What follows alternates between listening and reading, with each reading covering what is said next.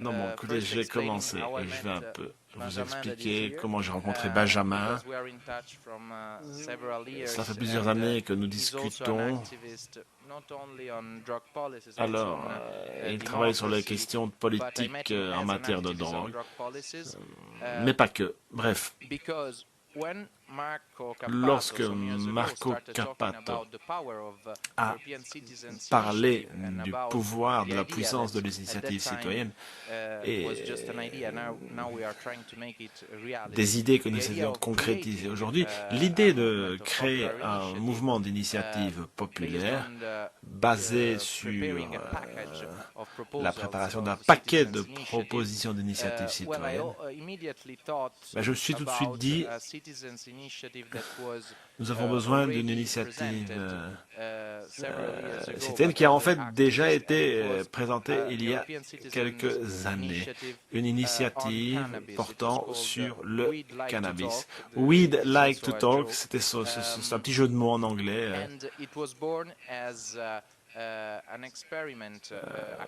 C'est né d'une expérience académique à Sciences Po en France. Des étudiants ont présenté cette initiative pour essayer de comprendre jusqu'où pour aller les compétences de l'Union européenne. La Commission européenne, en 2014, a accepté cette initiative. On peut dire qu'il y a une compétence qui existe pour la Commission européenne sur la question du cannabis. Ensuite, j'ai rencontré Benjamin. Alors, nous sommes en contact depuis 2 ans maintenant. Nous essayons de relancer cette initiative. Nous avons modifié le texte précédent et la philosophie de la proposition. Je pense qu'une initiative européenne sur le cannabis est très importante pour 2 raisons. D'abord, une raison instrumentale. Si nous souhaitons démontrer que la démocratie directe fonctionne, nous devons mobiliser sur des questions politiques, ce qui n'est pas simple en Europe, car l'initiative citoyenne est un outil assez faible, nous l'avons dit au cours de cette réunion, mais s'il y a bien un sujet qui réunit un réseau d'activistes prêts à collecter les signatures, c'est celui-là.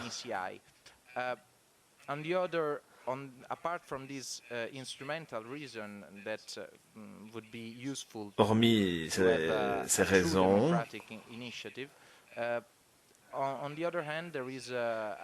il y a aussi un argument inhérent à la valeur même de l'initiative.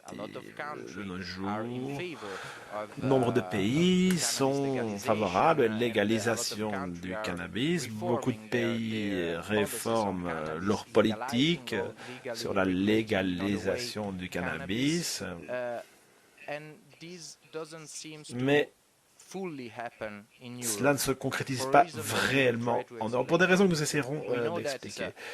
Vous le savez, beaucoup de pays légalisent. L'Uruguay l'a fait en 2013, le Canada l'a fait l'année dernière. Aux États-Unis, 11 États ont légalisé le cannabis et le Luxembourg et la Nouvelle-Zélande s'y préparent. Alors j'ai parlé du Luxembourg, mais il faut bien savoir qu'en Europe, la situation est plus compliquée. Il n'est pas possible d'avoir une légalisation totale en raison d'une décision cadre du Conseil. Décision cadre mentionnée à l'écran, décision cadre datant de 2004, et qui prévoit des dispositions de base dans le cadre de trafic de substances illégales. En gros, cette disposition nous explique qu'il faut une norme légale de sanctions, des normes légales en matière de sanctions pour ce qui concerne l'utilisation du cannabis dans l'UE. Donc, l'exclusion du cannabis de cette décision cadre permettrait aux États membres de cesser les poursuites portant sur les activités de production, de fabrication, de transit, de distribution, de culture, de possession et d'utilisation personnelle intentionnelle du cannabis. Ce serait une façon très simple de permettre aux États membres de légaliser this kind of ECI because it is an instrument that could allow them to propose a full legalization, which is the main difficulty that c'est un instrument qui autoriserait une légalisation totale. Is facing. And so, yeah, this is the philosophy basically under our proposal of ECI. Voilà pour la philosophie de la proposition. Donc, altérer la décision cadre. C'est important. De nos jours, les gens et la société civile sont prêts pour une légalisation du cannabis.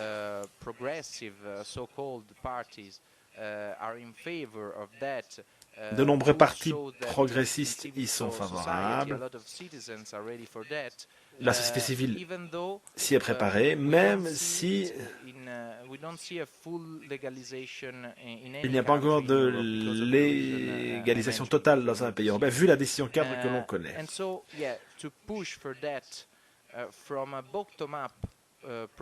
Et donc,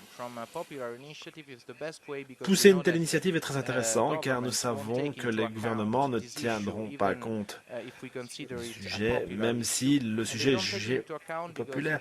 Ils n'en prennent pas compte parce que très souvent, lorsqu'un sujet est problématique pour l'organe électoral, peut-être parce que des électeurs pourraient s'opposer à l'un ou l'autre sujet, bon, il n'est jamais aisé pour un parti politique de prendre ces décisions difficiles. Donc, l'approche dite bottom-up, c'est la meilleure manière de pousser pour une légalisation du cannabis à un moment aussi historique que celui que l'on connaît. Voilà pourquoi nous avons souhaité présenter cette initiative. L'initiative n'est pas encore soumise, mais un texte a été rédigé, un document aussi que vous retrouvez sur notre site internet. Je vous le montre.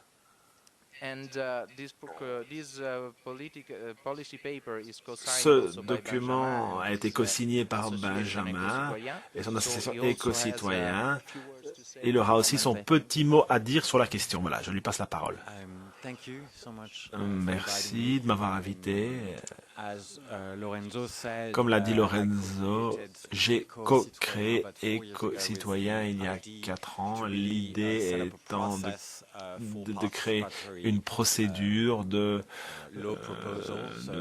proposition participative, une approche dite bottoms-up, solidifiée par les experts,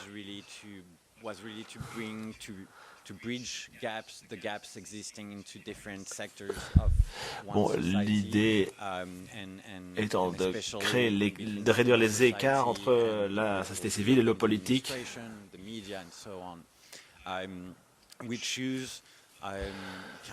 Nous avons retenu le cannabis et la politique en matière de drogue, car une séparation s'est créée entre l'appréciation de la situation par les citoyens, notamment sur la question du cannabis, et les corps élus. Donc, ce que nous avons fait dans le contexte de nos actions. C'est notamment organisé un sondage avec Terra Nova, un think tank. Nous avons utilisé l'une des grandes agences de sondage en France pour vraiment que notre sondage soit validé. Pour la première fois, on a vu qu'il y avait une majorité favorable au cannabis médical. 85% y sont favorables. On est à 91% dans les derniers chiffres.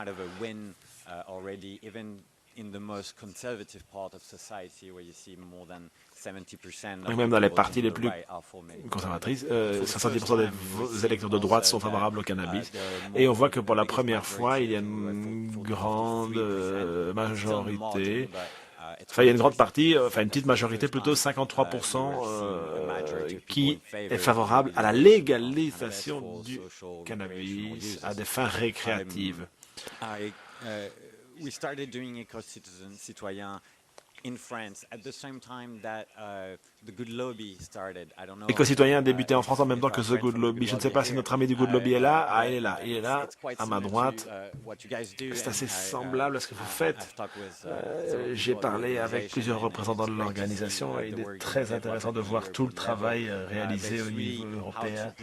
Un travail qui vise à réunir des idées en provenance de la société civile et de toucher des sphères où le message est peu entendu.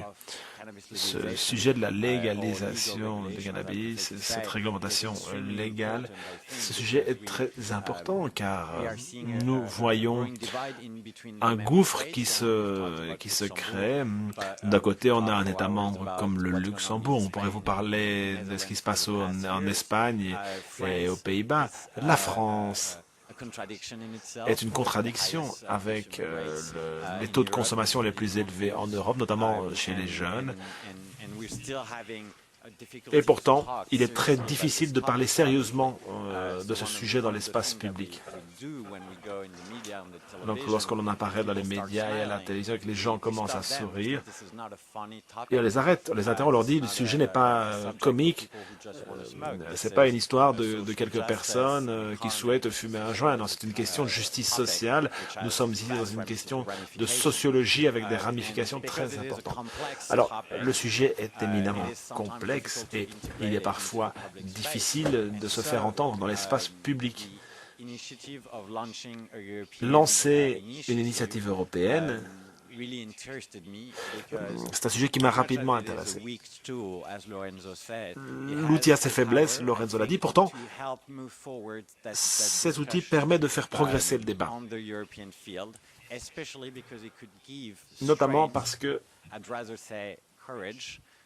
cela peut permettre de donner un peu de courage aux élus qui ont leur avis dans l'espace privé, mais qui n'osent pas défendre leur position en public. Si le citoyen est derrière eux et qu'ils le comprennent, cela pourrait les encourager à sortir du gué. Avec cette initiative, par rapport à ce que l'on avait fait précédemment en France, cette fois-ci, nous aimerions que l'on renforce la base, les gens, les acteurs de terrain. Nous aimerions, avec eux, légitimer l'initiative.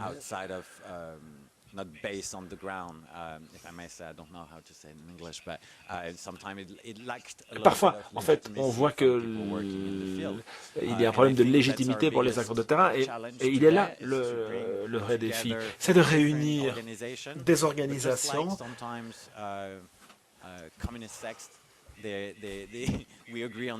Bon, vous savez, comme on dit, on peut être d'accord sur 99% des choses, mais avoir beaucoup de mal à se mettre d'accord sur le pourcent restant. Et il est là le souci, le défi. Nous devons vraiment aller au-delà des différences. Et pour terminer, je vous donnerai je vous donnerai la preuve que ce n'est pas une histoire d'un droit à fumer. Vous avez entendu parler de la crise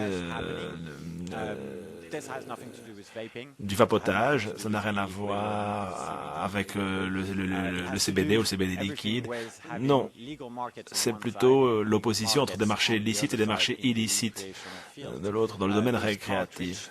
Ces cartouches en cause était une copie de produits licites vendus légalement dans des États comme le Colorado ou la Californie où cette vente est autorisée, mais avec une demande en provenance de ces États. Évidemment, le marché illégal a rapidement répondu et sur le marché, nous avons vu apparaître des produits très dangereux.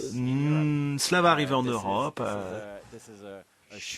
C'est une évidence et si nous souhaitons éviter cela, la meilleure solution, c'est de trouver un terrain d'entente au niveau européen. Je vous remercie.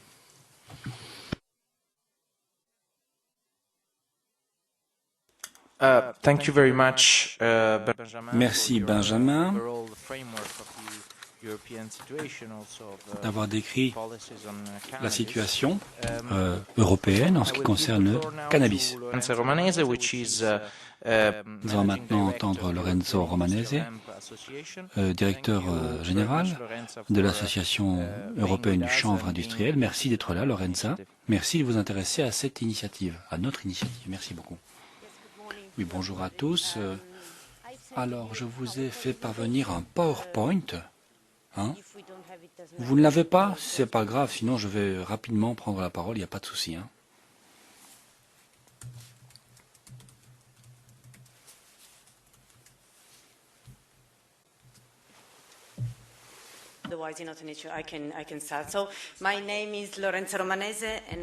Je suis Lorenza Romanese, directrice de l'Association européenne du chanvre industriel. Donc moi je ne m'occupe pas de la légalisation du cannabis parce que moi je défends une plante sans THC. Hein. Le THC, c'est ça la substance à problème. Moi je défends ici les intérêts des producteurs et des transformateurs de chanvre. Nous avons 300 membres dans 26 États membres de l'Union. À peu près 300 membres, presque 300 en fait. Je n'étais pas censé être là. Moi j'ai pas de problème, puisque dans mon produit, il n'y a pas de THC. Mais il y a quand même des choses à dire.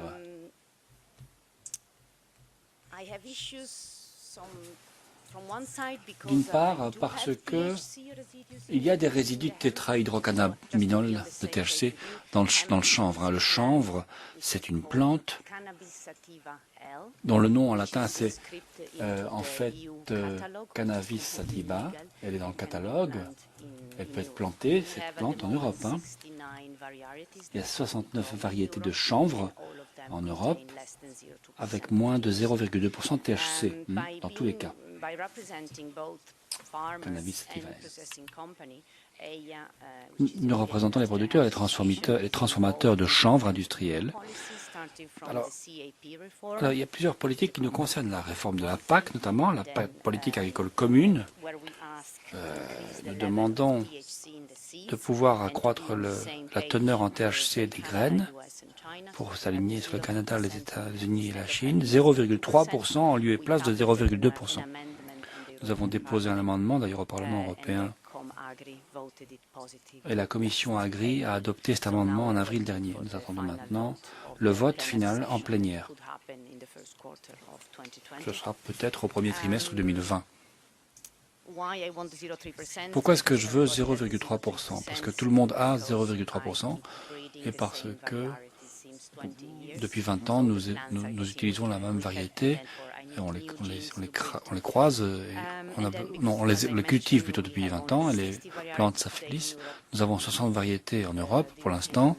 Si le Conseil confirme la tendance amorcée ou indiquée par le Parlement, on aura alors peut-être 500 variétés à notre disposition. Hein. Beaucoup plus donc. Alors ces variétés nous intéressent parce qu'elles ont des fibres longues et elles ont des qualités qui intéressent ceux qui veulent par exemple construire des produits à base de fibres, pour les matériaux de construction aussi. Alors, dans le domaine alimentaire, là aussi, il y a des problèmes parce que l'EFSA tolère une très faible teneur en THC à titre de contaminant dans les aliments, dans les denrées, dans les pâtes par exemple, ou dans les arômes. Et l'Europe est la région du monde qui a la limite la plus faible. Pour tout le monde, c'est 10 ppm parties par million, donc on accepte 10 ppm de contaminants. En Europe, c'est 5. Qui décide? C'est l'EFSA. L'EFSA, c'est l'Agence européenne de la sécurité alimentaire, l'EFSA, ou l'AESE en français. L'EFSA fait des calculs et puis fixe la limite. Nous avions fait une proposition qui a été rejetée par l'EFSA. Nous demandions 10 ppm, comme le reste du monde, et l'EFSA a rejeté notre proposition. Donc, nous voudrions revenir à la charge, parce que accepter un peu plus de contaminants, ça permettrait à mes entreprises d'éviter pas mal de problèmes. Si on place la limite un petit peu plus haut pour le THC, vous avez en Europe, quand il y a des légers dépassements, une alerte de RAS, une alerte qui entraîne le retrait, le rappel de tous les produits. C'est pas rien. Donc, alors pour ce qui est des cosmétiques, la Commission, en avril dernier, a accepté qu'on ajoute du CBD synthétique et de la crème. Moi, je voudrais pouvoir ajouter des extraits de chanvre naturel dans les crèmes. Nous avons négocié avec la Commission et il y a 3 semaines, nous sommes très contents parce que la Commission nous a donné l'autorisation d'utiliser ces produits, ces feuilles. Donc on peut ajouter des extraits de feuilles de chanvre naturelles dans les produits cosmétiques. C'est de nouveau autorisé. Eh bien, nous en sommes très heureux. Vous savez, je pourrais vous dire, continuer à parler de tous les problèmes que nous avons. Imaginez ce qu'il en est pour Benjamin, parce que lui, il nous a parlé de ses problèmes avec ses niveaux de THC. C'est pas la Commission qui est contre le THC. L'acteur problématique, les acteurs à problème, ce sont les États membres. Les États membres sont eux qui freinent des 4 fers, négocions avec les États membres, et nous espérons que nous trouverons des solutions pour les denrées alimentaires, et notamment les nouvelles denrées, les novel food. Il me reste combien de temps? Enfin, je sais pas. Ou alors vous répondez à mes... si vous avez des questions, j'y répondrai bien volontiers. Non, vous pouvez continuer. Pas de problème. Est-ce que vous entendez la traduction en français? Le micro de l'intervenante. Est-ce que vous entendez la traduction en français? Est-ce que vous entendez la traduction en français? Est-ce que vous entendez la traduction en français? Oui, le micro n'était pas allumé. Alors, dans les aliments pour animaux, il n'y a pas de limite en matière de THC. Il n'y a qu'un État qui a des lignes directrices, l'Allemagne, lignes directrices qui ont été adoptées en 1989, elles sont dépassées. Et un grand nombre d'États membres se raccrochent à cette référence. Nous voudrions aujourd'hui une approche harmonisée au niveau européen. Je travaille avec les États membres pour essayer de créer une limite juste en matière de THC dans le feed. Le feed, c'est les aliments pour animaux, vous avez compris. Aliments composés, donc c'est pour le bétail, d'accord? Et l'EFSA fait valoir que si les vaches mangent du chanvre qui contienne du THC, le lait produit par ces vaches pourrait dépasser les limites. Ça pourrait nuire aux nourrissons, aux bébés, aux nouveau-nés. Alors que les teneurs sont très faibles dans le lait, c'est 1 milligramme, la teneur en contaminants acceptés, c'est très très faible. Et dans les autres pays du monde, on a des teneurs beaucoup plus élevées. Un gros problème, regardez, c'est écrit à l'écran ici en rouge, c'est la Convention unique de 1961, la SC. En 1961, les Nations Unies ont adopté une législation, un instrument législatif en matière de narcotiques et de stupéfiants.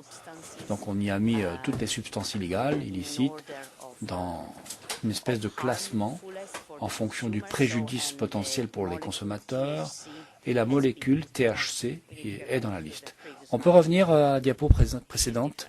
Non, c'est pas ça. Non. Non, en arrière. Revenez en arrière. Encore. Voilà, je suis toujours là. Je parle toujours de cette convention qui dit le THC, c'est comme le LSD ou la cocaïne, c'est la même chose. La CBD aussi, elle est dans la même catégorie. C'est le cannabidiol, la CBD.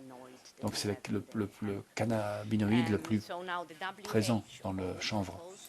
Donc maintenant l'OMS voudrait retirer le CBD de la liste.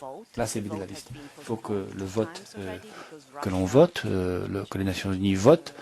Ça a été reporté 2 fois hein, le vote, parce que la Russie, la Norvège, Singapour, l'Arabie Saoudite, la Chine freinent des 4 fers, ont besoin de plus de temps pour prendre une décision.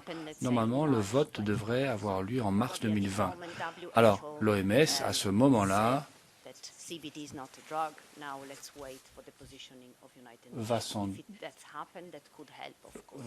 est prête à admettre que la CBD n'est pas une drogue et attend donc le positionnement des Nations Unies. Alors, on peut aller à la suite. Alors, voici nos politiques transversales hein, au sein de notre association en ce qui concerne l'environnement. Le chanvre peut être un bon allié en matière de changement climatique aussi, parce que le chanvre est l'espèce végétale qui capture le plus de CO2. Le chanvre nettoie les sols jusqu'à 4 mètres de profondeur et peut contribuer à la restauration de la biodiversité. Il ne faut pas de pesticides hein, pour le chanvre, ni de pesticides, ni d'engrais. Mais c'est une drogue, hein, le chanvre, voilà. L'IHA, notre association, prépare des normes, des standards. Nous avons, vous l'avez constaté, un grand nombre d'acteurs de la CBD sur le marché. Nous avons besoin de nourrir et de protéger la confiance des consommateurs. Il faut donc des règles, des normes pour tous les produits dérivés du chanvre. C'est une question de sagesse pour le secteur. Et chaque fois que j'ai la possibilité de le faire, je sensibilise le grand public ou les décideurs politiques à propos du chanvre. Alors, parlons un peu des extraits de chanvre. C'est quoi un extrait? Extrait, ça vient du mot latin extraere, donc faire sortir, extirper. Quand on parle de café, on ne devrait pas dire j'ai un café, je prends un café, mais on devrait dire plutôt un extrait de café. Pareil pour le thé. Pourquoi est-ce que nous voulons l'extrait de chanvre?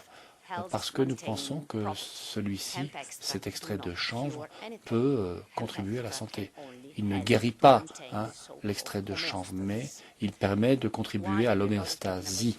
Alors, la CBD, on le sait, c'est le cannabinoïde le plus abondant, sans effet psychotrope, il n'est pas addictif, il ne crée pas d'asphytude, il est très bien toléré par l'être humain, même en grande quantité. Mais il y a un problème. Diapo suivante. Comment est-ce que l'on extrait aujourd'hui? Alors, le chanvre, il y a la méthode traditionnelle, pression à froid, extraction du CO2, extraction des matières grasses. Il y a plusieurs techniques. Hein. On peut nettoyer l'extrait. L'extrait est beaucoup plus pur aujourd'hui que dans le passé. Alors, tout allait bien jusqu'au 20 janvier 2019. Là, les États membres ont décidé de modifier le catalogue des novel foods. Ce n'est pas un document juridiquement contraignant, mais les États membres s'en inspirent. C'est un changement catastrophique pour le secteur du chanvre, parce que ce jour-là, les États membres ont décrété que les feuilles, les fleurs et les extraits relevaient de la catégorie novel food. Ça veut dire quoi?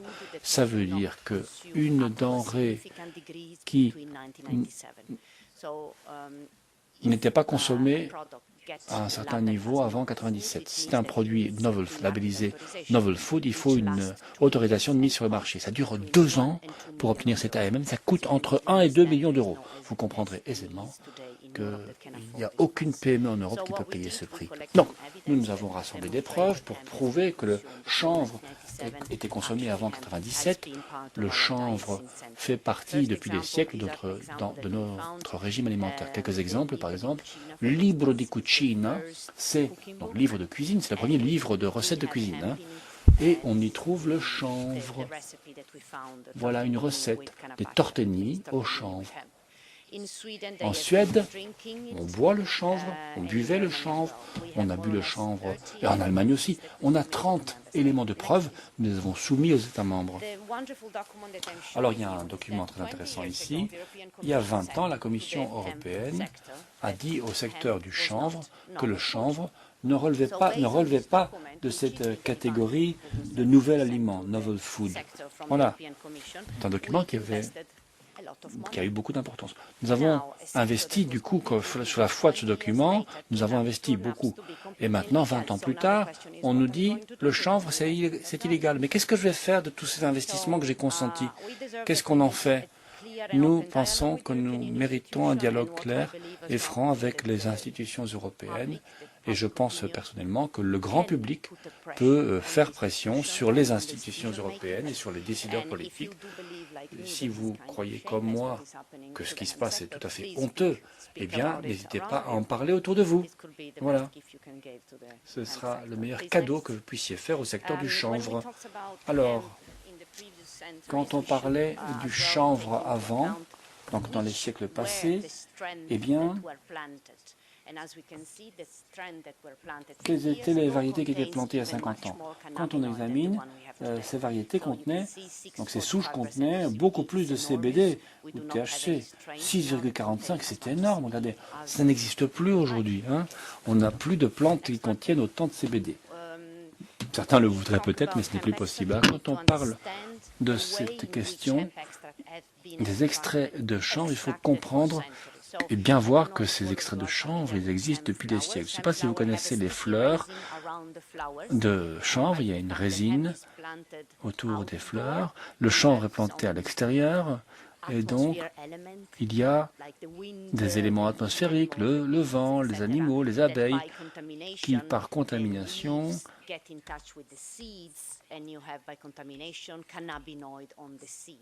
et les feuilles entrent en contact avec les graines, et donc les graines sont contaminées à la CBD. Il y a des siècles, on n'avait pas les mêmes technologies, donc on récoltait à la barbare, et donc la première illustration vous explique comment on procédait. Une méthode rude. Hein. Donc le chanvre, on part d'hypothèse que le chanvre est consommé depuis des siècles par des êtres humains et avec des teneurs beaucoup plus fortes en CBD. Nous avons des éléments dont il apparaît que l'huile de chanvre était l'huile végétale la plus largement consommée à l'époque pré-industrielle. Donc le chanvre n'a rien de nouveau, n'est pas une novel food. Nous pensons que les fleurs et les feuilles et les extraits sont des denrées traditionnelles, mais les CBD isolés, vous savez la poudre blanche qui est extraite de la plante. Évidemment, on ne pouvait pas, avant 1997, isoler la CBD. Et donc nous pensons que la CBD isolée est un nouvel aliment, ainsi que les OGM.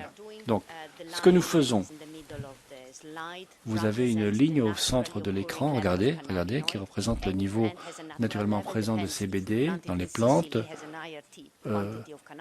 En Sicile, et bien sûr, il y a plus de CBD qu'en Finlande. Hein, voilà. Mais si les opérateurs respectent un certain niveau, c'est une denrée traditionnelle, sinon c'est un nouvel aliment. Nous voulons évoquer d'ailleurs l'article 4 du règlement Novel Food de 1283-2015. Sinon, pour les autres, au-dessus de la limite, nous déposerons une demande à l'EFSA. Alors, dernière diapo, quelques conclusions. Merci de retenir ceci. L'Europe, il faut demander à l'Europe une législation positive sur le chanvre. Deuxièmement, il faut que l'on se débarrasse des idées reçues, des idées fausses sur le chanvre. Il faut arrêter ça. Et si l'Europe plante du chanvre industriel, il n'y aura que des gagnants, l'économie comme l'environnement. L'Italie, d'ailleurs, hier a adopté un amendement en vertu duquel la situation juridique et légale a été clarifiée. La situation du chanvre, les fleurs sèches, par exemple, il y aura des accises. Voilà, l'Italie a bien compris qu'il y avait moyen d'imposer le secteur, donc d'où les accises. Le secteur est prêt à payer, plutôt que d'être considéré comme dans l'illégalité. Si le secteur paye, c'est qu'il n'est pas dans l'illégalité. Enfin, le secteur a besoin de toute la plante. Pour votre information, il y a les fibres, les tiges qui peuvent être utilisées, les feuilles, elles sont utilisées pour les produits cosmétiques, mais je dois ajouter les fleurs. Un hectare de chanvre, c'est 1 000 € pour l'agriculteur, sans les fleurs. Avec les fleurs, ça donnerait 4 000 € par hectare pour le fermier, pour l'agriculteur. Si on peut également utiliser les fleurs, valoriser les fleurs. J'en ai terminé, merci. Before taking question, I just wanted to ask, to add that today. Je voulais ajouter simplement qu'aujourd'hui et demain, et même hier d'ailleurs, le CND, l'organe responsable des Nations Unies pour les stupéfiants, est en session à Vienne.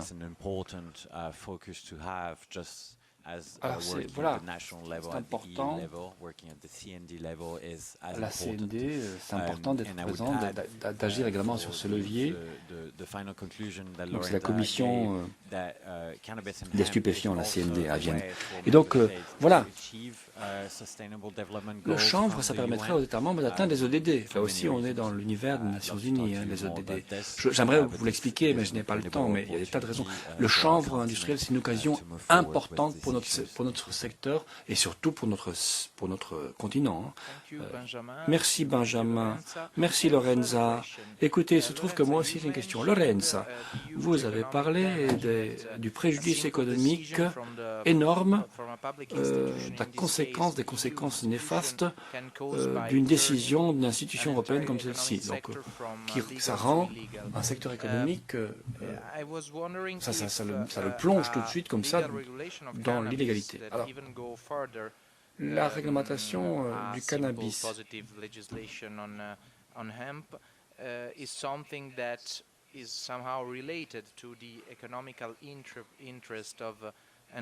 est-ce qu'elle est liée également aux intérêts économiques des chefs d'entreprise et du secteur du chanvre? Oui, il y a un lien. Évidemment, l'année passée, ils ont tué le secteur. Enfin, oui et non, c'est même pire que ça. C'est pas qu'ils aient tué le secteur, c'est pire. Le 20 janvier 2019, il y a un changement qui est intervenu, mais pas par le biais d'un règlement ou d'une directive, par le truchement d'un catalogue des nouveaux aliments. C'est pas un instrument juridiquement contraignant. L'Italie peut décider de suivre le mouvement ou pas. La France peut décider d'aller dans l'autre sens. Le problème, c'est qu'il n'y a pas d'harmonisation. Donc, nous parlerons, il est grand temps de parler de législation positive en matière de chanvre. Ce serait logique de ne plus faire le départ entre le chanvre et le cannabis. C'est la même famille botanique, c'est la même plante, c'est une plante. Même si dans mes plantes, il n'y a pas de THC, dans celle de Benjamin, il y en a, mais c'est la même plante. Il faut que l'Europe change son fusil d'épaule. Il y a une espèce de tabou, il faut y mettre fin. C'est la même plante.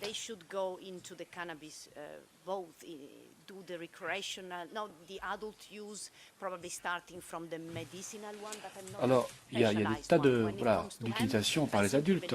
Il y a également des utilisations médicales. Il faudrait considérer que le chanvre, c'est une denrée alimentaire qui existe depuis des années. De toute façon, tu as félicité. Il faut que ça continue. C'est mon avis. Do you have any other question?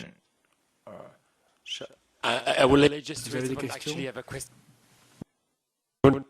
Est-ce qu'on peut demander à monsieur de s'éloigner de son micro, s'il vous plaît?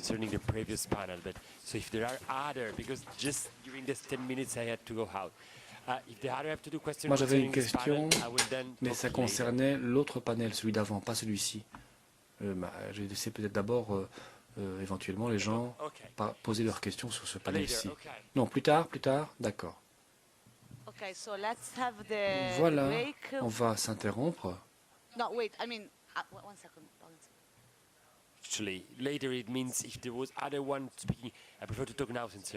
Préférément, je préférerais parler maintenant, parce qu'après, sinon... Anna, vous avez parlé d'initiative. J'aimerais vous poser une question. Avez-vous été en contact avec une autre initiative? Let Me Vote, oui. Ensuite, à propos d'autres expériences en Europe. Est-ce que vous connaissez la situation de la Belgique, par exemple, et la situation de Bruxelles, l'Open VLD, le Parti libéral flamand, se bat pour essayer de donner le droit de vote aux élections locales aux étrangers. Au Royaume-Uni,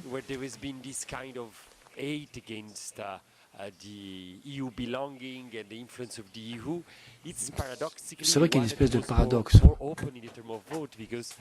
Alors qu'il y a une espèce d'opposition farouche à l'Union européenne, c'est un pays qui est ouvert justement à la participation des étrangers aux élections locales. C'est par exemple les pays du Commonwealth, les ressortissants des pays du Commonwealth peuvent également voter aux élections britanniques. Ils prennent part. C'est une espèce de contradiction. Il y a un refus de l'Union européenne, de la citoyenneté européenne, mais il y a une ouverture sur le monde universelle, une conception très souple de la citoyenneté. Et là, je pense au Commonwealth. Donc il y a une espèce de contradiction. Interminis. C'est intéressant. Étrange. Vous avez parlé aussi de la participation donc des personnes qui votaient pour la première fois, des jeunes adultes donc, qui votent pour la première fois. Combien est-ce que de résidents étrangers ont voté dans les États membres de l'Union? D'après le traité de Maastricht, il est possible de voter, participer donc aux élections européennes dans d'autres États membres de l'Union, mais j'ai l'impression qu'il n'y a que 10% des citoyens européens qui le font, qui votent pour les élections européennes, qui participent aux élections. À Bruxelles, il y a 10% des citoyens d'autres États membres qui votent lors des élections européennes. Voilà les observations que je voulais vous livrer. Merci beaucoup. Thank you very much for these interesting questions. Well, I think, merci pour ces questions. Le Royaume-Uni est un paradoxe, effectivement, parce que c'est un pays avancé en termes de culture politique, peut-être plus même que l'Union. Enfin bref, ce que je veux dire, c'est que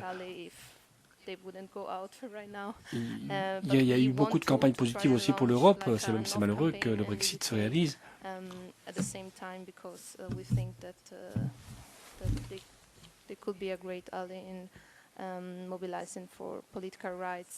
Nous, sur le dossier des droits politiques, nous comptons également sur le Royaume-Uni comme allié politique.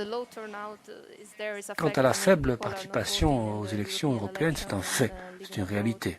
Il y a très peu de citoyens européens qui exercent leurs droits de vote en la matière. Pourquoi? Par manque d'informations, peut-être. Et aussi, c'est peut-être lié à l'absence d'inscription automatique. En Allemagne, par exemple, j'ai vécu en Allemagne, personne ne savait quel papier, quel formulaire me donner. J'ai dû aller 3 fois à la mairie, donc c'est pas si simple. Et puis ça varie d'un pays à l'autre. Il y a vraiment un besoin d'harmonisation. Il faut harmoniser, il faut aussi renforcer les droits existants. Et j'ai oublié votre première question. Ah, la campagne Let Me Vote. Oui, oui. Enfin, j'ai commencé récemment, hein, je vous l'ai dit. Mais le responsable de mon organisation, oui, il connaît la campagne, elle a été lancée en 2012, c'est ça? Bon. L'idée, c'était pas de mettre en place une coalition. Ils n'ont pas obtenu 1 million de signatures. Hein. Mais la Commission a demandé, en fait, aux États membres de prendre des mesures pour éviter de priver, de déposséder les gens de leur droit de vote. Mais ça, c'était dans une perspective nationale. Hein. Nous voudrions que les droits de vote soient étendus aux élections locales, régionales et au référendum. Ça donnerait effectivement... Enfin, ce serait une solution européenne pour ce problème européen.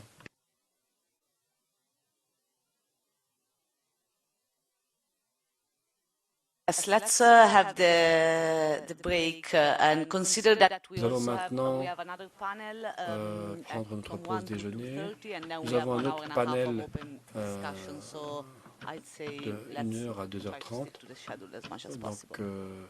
voilà, Cool. nous See you avons here at un calendrier 1 in assez any serré. case. On se retrouve à 1h. 1:05, va bene. I'm Les interprètes, eux, reviendront à 14h15. Ils vous remercient pour votre aimable attention.